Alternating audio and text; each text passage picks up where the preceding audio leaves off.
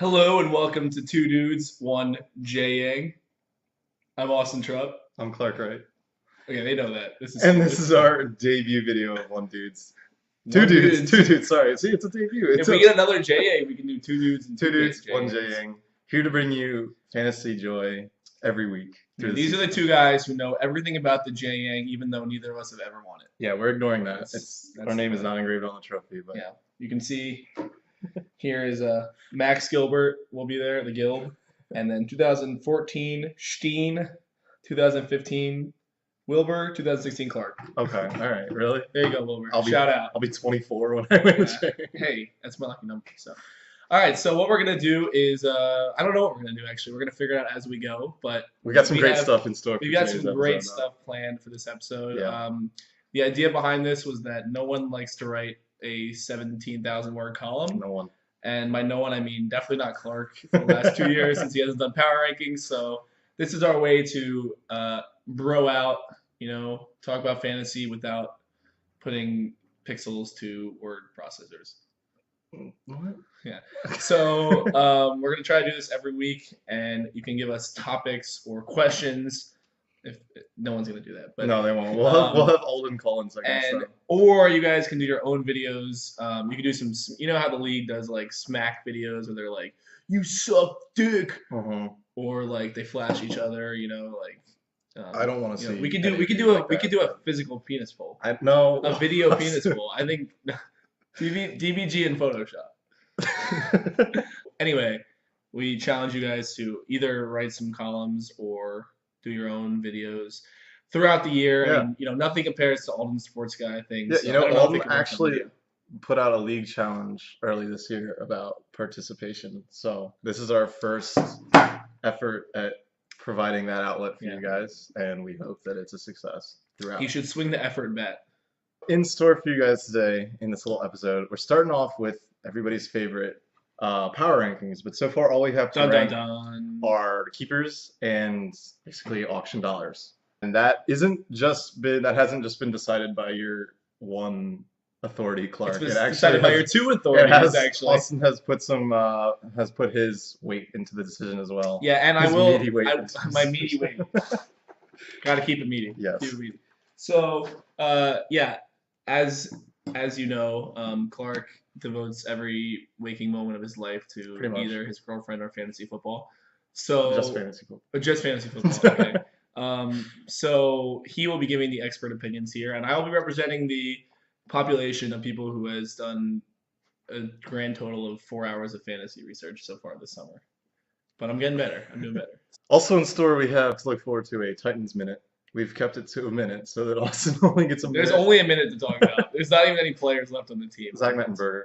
But only 1 minute of Titans news. That's my minute. That's what it was going to be. We have a feature of a swing the effing bat player, which is where we single out. Let's not spoil all the surprises. Let's just get to the rankings, and we'll see what happens. I will say our last thing is we have a trip down memory lane, and we'll try to do that every week with an historic FBGM moment that is worth revisiting. And I'm very excited for this week's. Yeah. Great. All right. It's time to move to our keeper power rankings. Yeah. So we want to note that these are only for this year's worth of keepers, how they'll affect teams this year, how the budgets are going into the draft, and who has the most power going into the draft.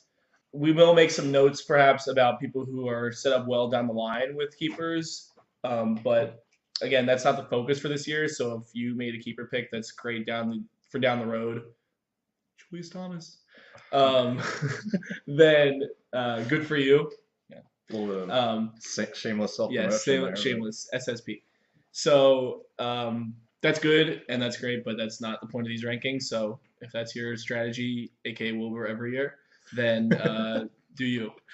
All right, but we're gonna start bottom to top, right? Yes, we're going bottom to top. Okay. So with number 12. Well, hold on. We have some tiers. I just want to explain. Sure. We're taking an economics-based approach to these power rankings because Clark is an econ major. So, that's not why I did it. So as our top people are, your 1%ers, the Bill Gateses of the world. Yeah. Perhaps they went to Harvard. And your bottom, we're going to start off with the below the poverty line tier. Oh, God. Below the poverty line tier. So you ready for this, Clark? Yeah, I'm ready. So to start us off, number 12 with our below the it's a single team in our bottom tier. Yeah, Below the our poverty one line. homeless man. We He's in a hate box. we hate to call him out here below the poverty line, but we have Sir Queefy, Sir Queefy. Jonas below the poverty line. Wah, wah, wah. Thank you, Austin. With Matt Ryan and Rob Gronkowski and 176 auction dollars going to the auction. So Hey, why we have him here, it's pretty obvious, but Matt Ryan is the single keeper that we've looked at this year who was actually kept for a value higher than any rankings website has him valued in terms of draft day, auction day dollars. So we had to kind of highlight that as probably the single worst keeper. Gronk has his own issues. He may not even be ready for week one. If he does play and plays well, he's a huge keeper asset. And long term, he still looks great. But in terms of this year, between $176 and keeping everybody's favorite player, Matt Ryan, it's just not. It's a below the poverty line setup right now. Yeah, for Sir Queefy. Anytime you can keep a player for more than they're worth, you got to do it. No. And Jonas has always beaten to his own drum. This is true. I mean, the Jacoby Jones pickups of $19 every year have been remarkably consistent. And look at it, just like Matt Ryan's 15 he's a points per championship game. winner, and we're not. So maybe we're really wrong here. That's true. But I will read a text from Jonas that said, "Would you mind emailing me the keeper value list? I'm a bit clueless." So perhaps some confusion went into this for Sir Queefy. As evidenced by the number 12 spot. But Sir Queefy, he's got some budget, so unlike some of our other teams, he has some room to work with. He's actually, I don't know, like 7th or so in budget. Yeah. In budget, so he's not out of it just yet. If he can make the right moves, the savvy trades, then we could see a rise to the top from our resident knight. When was the last time Sir Queefy made a savvy trade? All right, don't be mean. Come on. We're allowed to smack talk a little bit in these videos. Not to Jonas. Okay, you can't smack talk Jonas. It's like smack talk Jonas. Morgan Freeman. Sorry. This is true. Okay. All right. Well, let's move on then, so I don't have to say anything more negative about Sir Queefy. Number 11, we have number 1, Jeffrey. Number 1. With Michael Crabtree and Marshawn Lynch and $156. So I think this was pretty easy to call coming into it because, as we all know, Jeffrey's team last year had basically a bunch of first rounders that he wasn't going to be able to keep for any real value. So coming into this year, Jeffrey had to make 2 keeper trades, which cost him both in terms of the actual status of his keepers and in terms of his auction dollars. So he is tied with Wilbur with the lowest amount of auction dollars at 156. And you don't want to be tied with Wilbur. Which is a good $55 lower than Alden. That is a full, That's a full Jamal Charles. I was going to say, that's a full, LaShawn McCoy. Yeah, so that's not good. But in terms of the actual keepers, I think Michael Crabtree, I've never really liked him, but this definitely probably is the year where you would want to get into Michael Crabtree. He's coming in, no injuries. You have to think that 49ers offense has to open it up a little more to sort of keep up with the whole NFC West, but to sort of keep up with the Seahawks, who put up 42 points in their second preseason game. Just like their 42 points in defense that one time for all of them. Yeah, well, either way, it might be a good year for Crabtree. He's looking at I don't know. I think he's in for a top 20 wide receiver season. And you just got to look at how fun he is to own. Can you recall the playoffs where Alden did crab? Yelling. Crab! I truly hope Jeffrey carries on that tradition and yells crab, jizz, crab, jizz at the screen every time. Every 5-yard pass. Every time Crabtree only gets a target. He only gets a target for a jizz to occur. Well, and then Marshawn Lynch, actually, I think is trending in the opposite direction. You don't doubt beast mode. You don't. I do a little bit though. He had his little mini holdout, showed up out of shape. Has he ever been in shape? Let's be real. On his Skittles diet, I don't know, but everybody's all about you want to hop off those running backs a year before rather than a year late, and everybody would like Matthew Berry. Maybe it's not my favorite keeper for the amount of money that he's costing, but he's still widely held as a top 10 at least running back, so it's not a bad keeper by any means. But enough time spent talking about Michael Crabtree. Sure. Alden has been jizzing for the last uncontrollably. So. And he's probably waiting for his own team to be mentioned. Yes. It might take a while. Spoiler. So next up we have number 10 on our list. Yes. This player we actually had as high as number 7 in our rankings, and then we kept There's a lot of discussion about it, and down. no, we kept moving other people up. It was unfortunate, but we had this player sort of pinned at number 7 because we liked his players. And then like he just kind of took a picnic in our minds. Oh jeez. Did I ruin it? Yes, it's Joseph at number 10. Oh, with Joseph. Keenan Allen and Reggie Bush and 171 auction dollars. Now I think we both are a huge fan of the trade. He almost managed to dupe Alden with Keenan Allen for $6. I mean, Keenan Allen is a pretty solid keeper. It's just the fact that he had to spend money to keep Keenan Allen. Keenan Allen costs, I don't know, what, 12 or so dollars. And then Reggie Bush. He costs 9. Okay. And then there's Reggie Bush, who is probably one of the weaker keepers. Yeah. Just as a whole, in terms of how much he's costing and straight up value, he's definitely one of the weaker keepers. We have JYang Bell being kept for $1, while Reggie Bush is. Yeah, and JYang is considered more valuable than Reggie Bush. I don't agree with that, but you know, the Joker can't ever seem valuable to me, but you never know. And I just think with Reggie Bush, you're gonna get like 6 weeks of glory and then 10 weeks of like. But at least with Reggie Bush, you can always fap to his Fresno State highlight. Is like against Fresno State highlights where he just jukes across the entire. I'll put in a clip of it. I've never fapped to Reggie Bush's Fresno State highlights. I may not have fapped, but I probably have. But let's be real.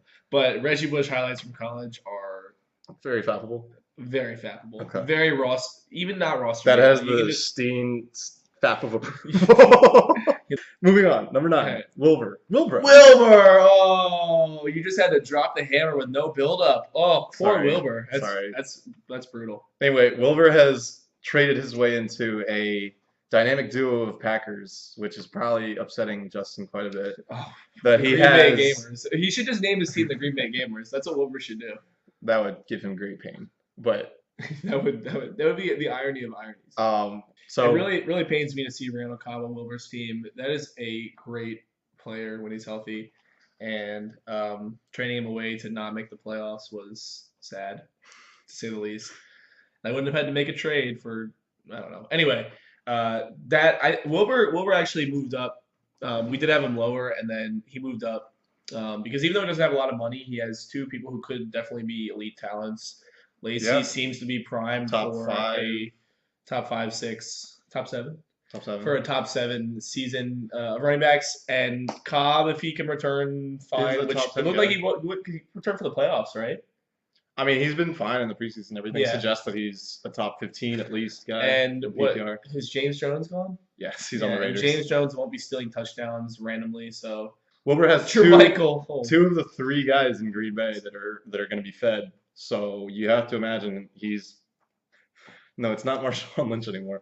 You have to imagine he's doing pretty well in terms of poising himself on probably a top 3 offense and getting 2 of those guys for $44. It's just the auction value that he has coming in had to rank him a little lower than some of these other guys. But not bad for Wilbur. Yeah, definitely a good start for hopefully not a 1-12 season. Yeah, it can only go up from here. Wilbur. Next up, we've got one of our favorite owners. One of the nice guys in the league.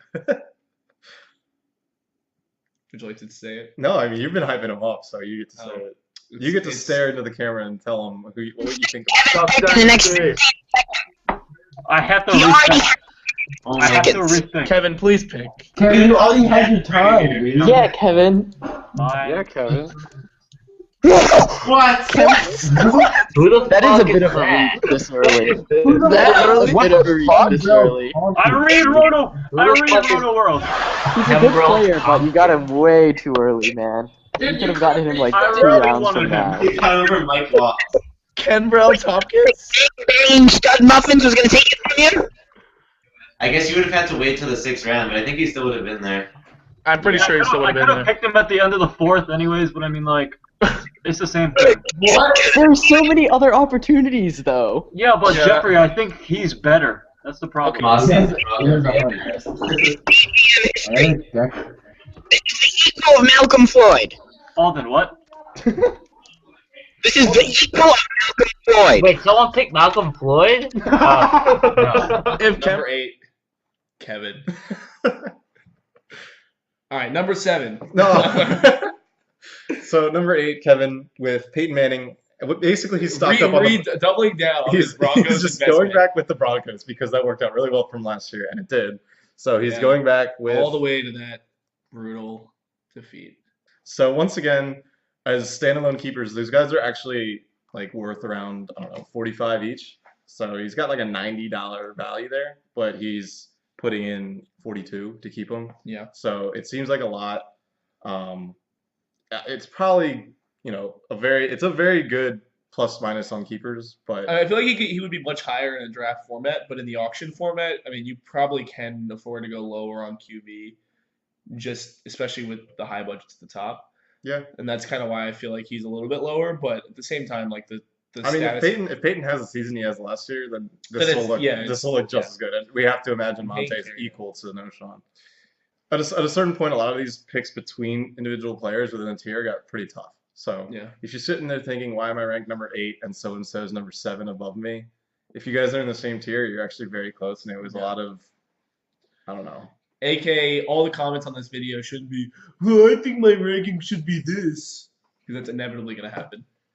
Yeah, and I think once you get to tier 1 and understand why those guys are up there, you'll sort of see why you were ranked where you were. Next up at number 7, we have Austin with his selfie face with Orange Julius Thomas, OJ. and Andre Not to Ellington. be- He's ranked here because basically, if Orange Julius, now I'm calling him Orange Julius, if Orange Julius has like the kind of season that he's capable of having in that offense, I think we see him no less than like the number 4 tight end, and at best he could even challenge for that number 1 tight end spot. So for $1 in terms of keeper value, that's a really solid keeper, and long term, as Austin has already promoted for himself, that's very nice. It's just the $20 he had to spend to get him was kind of tough compared to all these other trades that went around for about 6 to 9. And then Andre Ellington with $9. A lot of people have really been hopping on the Andre Ellington hype train. I think he's going to do pretty well. If he gets 18 to 20 touches in that Cardinal offense, he had like 6 to 9 last year and was a very respectable flex. So if he doubles that production, he's not going to double that production, but if he gets anywhere close to like 150% of that production, he'll do really well, especially in PPR. He's a pass catching, I don't know, genius. I mean, my hope for him is that he catches a bunch of balls. Yeah, he's a good 60 catch running back with 1,200 yards from scrimmage and maybe 8 to 10 touchdowns. I mean, the thing I like about him as a best. keeper is that he has the upside of maybe in lower tier RB1, but he should at least be a solid RB2 with his amount of touches. With the and catches, skill he yes, has, easily. without stupid Beanie Wells. He's been gone for like 3 years. Who was he battling with? Rashard Mendenhall. Oh, fucking fish. I can't even remember the fish. He's fucking. That was a fish. Yeah, without fucking fish stealing stupid shit all the time. Yeah. Thank you. So Thank you for retiring fish. okay. Anyway, we're spending way too long on our entire player. Wait. 10-second moment of silence for fish. Did he really deserve And it? his 2.5-inch penis. Okay, he didn't even deserve that. Anyway, that brings the end to our 3rd tier, which was our it included again at 7 Austin, 8 Kev, 9 Wilbur, 10 Joseph, 11 Jeffrey. Yeah. So there's a bump in the up to the 2nd tier, but this is definitely more comparable to the 3rd tier than the 1st tier. But we're going to start with number 6, and perhaps the highest this man has ever been ranked in a power rankings. It's Henry. Bit of a surprise here at Henry at number 6, but honestly, it kind of came down to comparing auction day values, auction day, stock of dollars, and his keepers are pretty likable. I mean, he has Andrew. Likable guys. Yeah, he has Andrew Luck, the Giant. Andrew Luck, and Zach Stacy, and $186. They played great today. I'm Andrew. Anyway, so if we think Zach Stacy captures the kind of season that he should have, he's, I don't know, anywhere from like a number 8 to number 12 running back. He'll catch 40 passes and get probably close to like 1,200 yards with some touchdowns. There's some talk about, Trey Mason, Benny Cunningham, but I think that Rams offense wisely is revolving around running the football. And I have heard none of this talk of Benny Cunningham or whatever the fuck that is. Okay. Well, and we also know that Jeff Fisher coach of the Rams, loves his God bless Jeff loves Fisher. his single back systems, whether it's Big Fat Lendale White, Chris Johnson, BF, or really LD. throwing it back for some of you guys, Eddie George. Oof. So I think Zach Legend. Stacy's in line for a pretty solid season. By the for way, Henry, as long by as the Henry way. doesn't trade him away for D'Angelo Williams. And Andrew is he Luck, still in the league? yes, and Andrew Luck, I think if the Colts are smart, which they haven't been for his entire tenure as a Colt, they really start to open up that offense. And I mean, Andrew Luck's always been a really good fantasy player, mainly Always because of for his 2 years.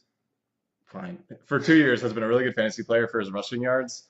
But I think if his passing yards can catch up to where they should be, he's easily a top 5 quarterback. Can I just say, yes. Zach Stacy, whitest name for a black person ever? Are you just because of like Zach Brown band? Or I guess that's.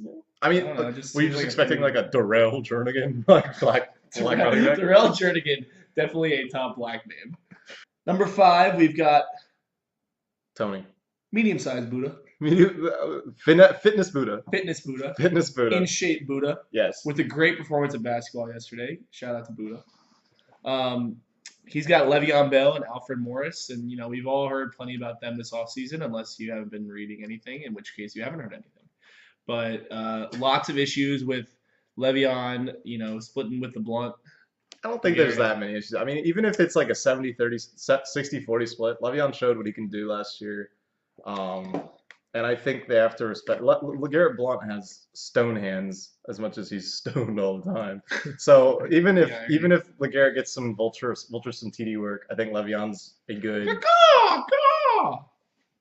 We don't have a sound guy, so we have Austin making sounds. I guess that's how All I'm right, gonna and run then with this. Alfred Morris is on the Redskins, and you never really know what's going to happen with that. Evan Royster could really challenge for. He's gonna get cut. No, I'm kidding. But there should be solid production from both of these guys. Yeah, they're both top RB2s and kept for $17. And actually, still in terms of long-term value, they both hold a ton of long-term value because that value, the $17, reflects the trade that he got to get Alfred as well. All right, number 4, we've got. And the last member of our second tier. Or the top member, I guess. Or yes, the top member. We of the second have tier. the other Jew, Jew 2.0, Justin, with AJ Green and the Joker. This is going to give Alden a lot of crap to rank him here, but Joik Bell for $1 actually is a decent keeper. However, very limited upside. Limited upside in a way, but if you think about it, if Reggie Bush goes down, Joik Bell becomes a pretty solid RB1, and Reggie Bush frequently goes down. Anyway, the whole purpose of this keeper pick is probably with the thinking that Joik Bell becomes more and more the go-to guy in that rushing and passing attack. As we all know, the Lions running backs have been frequently an offense with a total of like 120 catches for their running backs. So if Joik catches 50 to 55 of those, which we know he's a good pass catcher, even with Reggie Bush catching a bunch of them, I think Reggie Bush is more of your like Darren Sproles sort of situational back in this offense, and Joik Bell becomes more of their actual running back. So I like this keeper pick a lot. I know Alden was using his high-pitched voice to influence a lot of the league. I think that this was you a- missed Alden's high-pitched voice yesterday. He made a pass out of bounds. It went, no! Sorry, I just had to. Okay. I think AJ more, Green speaks for more himself. important to the actual ranking, besides the Joker, was AJ Green as well as the $192. AJ got to Justin get definitely that green. has got to get that green. Definitely has a lot of flexibility to work forward, and we know that sports management Justin will do his best to be nefarious in the auction with his increased budget, often pushing people. One quick thing about He AJ. might take a geometric approach. One quick thing about AJ. He's no longer in that Jay Gruden high pass-friendly offense. They're trying to move over to Hugh Jackson's run-friendly offense with Gio Bernard and Jeremy Hill. So anyway, they might throw it a little less, but they're probably not going to throw it that much less to AJ. Got to get that green. Yeah, So I think that's a totally respectable, very nice keeper. Let's move on to our top people before they have a hemorrhage. Before they close the video. Yeah, before they close. They're totally skipping ahead to their part. Yeah, that's probably totally true. If you skipped ahead to just hear your part, fuck you. Too long, didn't read, screw you. Yeah, if you watched the whole thing to this point, then before we get to the top tier, then Alden will eat an entire stick of butter. No, well, he has to do that anyway. No, you have to write hashtag blunt. Spelled like LeGarrette. So number 3, we've got our returning champion, much to The Clark's chagrin chagrin. of a lot of people. Yeah. And Kevin. Anyway, we have Max. It's Max. The Gill. The Gill. The Gill. With two very solid wide receivers, Studs. especially in PPR, in Antonio and Alshon. Yes. I mean, he's keeping them for $4. As the second highest budget in the league. Mhm. And he's already got two wide receivers to work with, so he can go all in on those. Probably two top 10 wide receivers. Yeah. Two studs up there. Yeah, two studs. I mean, there's definitely the possibility that Alshon could Slow down a little bit. But at the same time, he is kind of a freak. Yeah. And I would not expect small things from him because And Antonio Brown, not so quietly, led the league in catches like 112 and had like 1,400. He's just like a 20-point scorer every week. It seems like. He doesn't need he's that rare, like doesn't need a touchdown wide receiver to put up 20 points. Yeah. Which is annoying as hell. Classic 8 catches, 126 yards. Yeah, annoying as hell to like actually try and play against because you know it's coming and you can't do anything about it. So scary things ahead with Max returning with $196 in those two guys. Yeah. I'll let you talk about this because you argued with me on this one. Yeah, well, our number 2, just to get ahead, is Clark, and 50% of this decision may have been that Clark would have beaten me up if I had not put him number 2. Even though I can't walk, I could have beaten you up. You would have beat me up. And I don't know. I mean, it was definitely a tough decision between these two. Max has $4 extra. But Clark has one of the best keepers in Jimmy Graham. We all know what he can do. Hold on. Let's not slight DeMarco Murray for $2 in any way. All right, would you like to talk about your own keepers? Like, go ahead. I mean, I'll let you because I talked about yours, but let's see if you can give justice to my keepers. Okay, Jimmy Graham already dunked on the Titans twice last preseason game. That's true, in like a quarter and a half. We already know where he's going. And he had some weird moments. Like, didn't he cost you the season basically last year? I mean, a bunch of people could have arguably cost me that season. Yeah, but he had some. Well, I mean, keep in mind that Jimmy Graham played the last like 10 games of that season with plantar fasciitis. And still, no one wants plantar fasciitis. Jared McFadden would have been on the bench that entire 10-week stretch. Exactly. So imagine, I mean, like, he's probably not going to stay completely healthy the whole year. Nobody does. But props to Jimmy for doing that and still leading the league by far. Yeah. And then DeMarco Murray for $2. Okay. Alden has whined enough about that. But I think he's easily a top 10 running back. If he stays healthy, he could push those top 5 guys. Really, dude? No, I'm just kidding. I have, 2 top 10. Let me real quick. 2 first-round keepers for $8. I think it's a pretty good spot. That's all I'll say. I'm not that big. They can't see that, but yes, it's a little more accurate. Anyway, since we're tired of talking about my keepers, we'll move on to the number 1. And our top dog is Wilbur. No. Alden and the Tortugas. Now back to one name. Not Lost Tortugas anymore, just Tortugas, which sounds much better. It's better. It's like the Facebook. They have to drop the. Was that a thing? In the social? Did you not see the Social Network? No, I haven't seen this. Oh, Justin Timberlake comes in and tells them, lose the. Just Facebook. It's cleaning. Okay. Lose the loss, Alden. Just Tortugas. It's cleaning. Yeah. $211. Yes.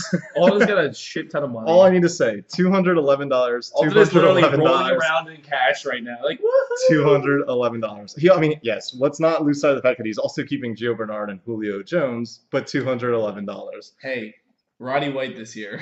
Big things. Basically, scary prospect. Sort of, in a way, he has the opportunity to, he can do a couple different things. He can either go ahead and buy himself a Matt Forte and just have that player and then be in line with everybody else's budget. Or what I fear a little more is he has the power to use that money to sort of... He can literally change the economy. He can stipulate the economy of our auction for everybody, basically by forcing people to overspend for players that they really want. Whatever, dictate.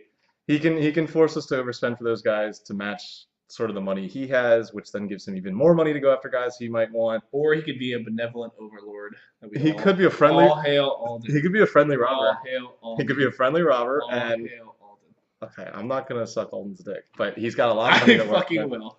I will give a nice beige in return for the beige he gave you the last time. He didn't give me the fucking beige, and he didn't eat the stick of butter too. Alden, I demand a serious chip tax in the form of auction dollars if you do not eat that stick of butter before the auction. Okay. Anyway, Alright. that wraps up our keeper rankings, but we've got some other good material to get to, Yeah, so don't go anywhere. congratulations to everyone, especially Jonas, finding himself in the first mentioned. Next up, we've got a segment you guys are all very excited to hear about. It's the Titans Minute. Starting now. Well, big things from, let's see, who's on our team? Not Chris Johnson, not Steve McNair. That's all I got. Kendall Wright, That's all I Justin Hunter, maybe Bishop Sankey, maybe Jake Locker. Hey, Justin Hunter. Jarrell Casey. Did you see that toe tap touchdown? Yes, I did. Wasn't it nice? It was a good toe tap. I did enjoy it. My phone is still alive. No thanks to Clark. And that. It's good to hear. Yeah. Here, you want to? Oh, please pour some water on it. Yeah, that's what we need. Next up, this has got to be you, Clark. We're gonna present to you the swing the effing bat player for the draft because, as we all know, Clark likes to swing the effing bat, including with girls with boyfriends. Yeah, that worked out pretty well for me, didn't it? So Clark's gonna give you a swing the bat effing bat player, a player that could be low down, that he thinks you should go all in on. I'm not sure about all in, but he thinks that you should swing the bat for. Okay, so there's a couple guys on this list, but I'm not gonna give them all away. I think I'm gonna go with Jordan Matthews. Okay. He was I believe What team is he on? He's on the Eagles. All right. So he's, I think, either a second or third round. I don't actually know off the top of my head, but he's their prized rookie receiver out of Vanderbilt. Hey, shout out to Jonas. Real big, 6 foot. Maybe Jonas will draft him.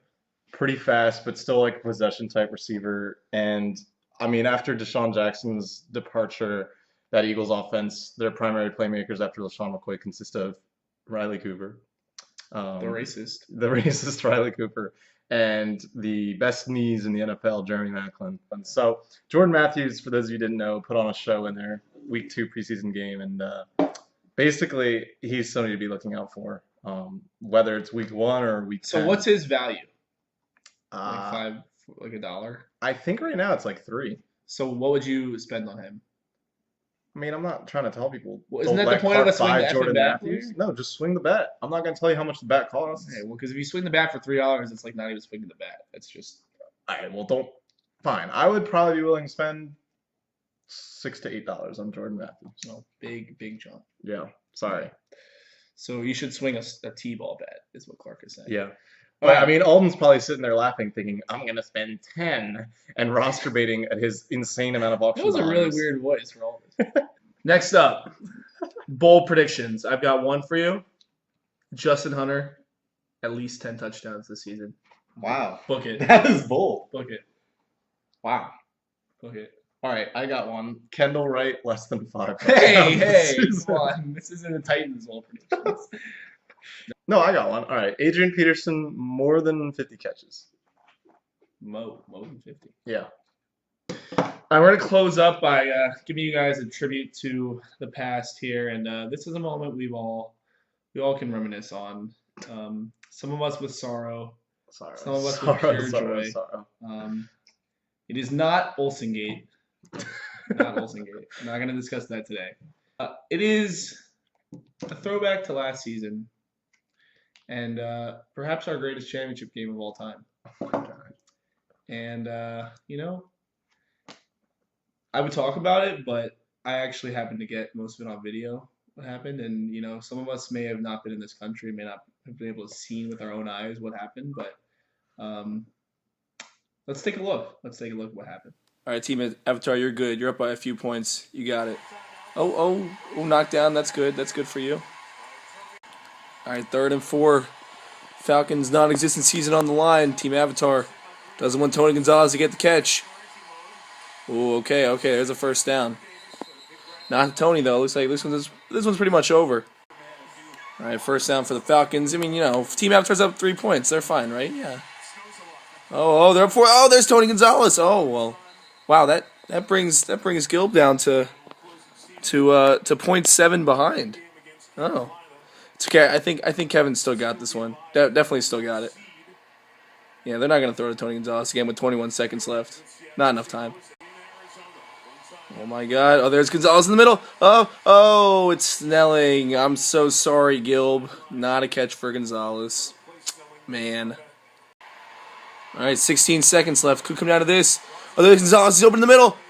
No, Ryan can throw to him. Oh, it's not Gonzalez. And Kevin ekes out the win with 11 seconds left. Probably. Oh, yeah, by the way, Atlanta only had a chance because of this onside kick. Yeah, that happened. Well, I mean, I guess it won't matter because Team Avatar had a pretty comfortable lead. I don't think. Then they can win the championship. Oh, that got through. Well, that was good. I guess, saved Gil a little bit. But Team Avatar's got this. Look, there's 11 seconds left. 11 seconds. I mean, Tarico, I don't think you understand how big of a moment this is. Could all come down to this. They're not going to throw it to Tony Gonzalez, right? 0.7 behind. Oh, there's Ryan. Oh, there's no. It hit the ground. Oh, no, it didn't. No. There he is. There he is. The Gilb. The Gilb.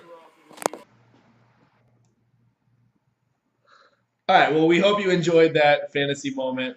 I certainly did. But thank you guys for watching all of this, all of Two Dudes, One JYang. I want to know who watched to the end of the video, so let's give another hashtag. There'll be 2 now for people who watched the whole video. Yeah.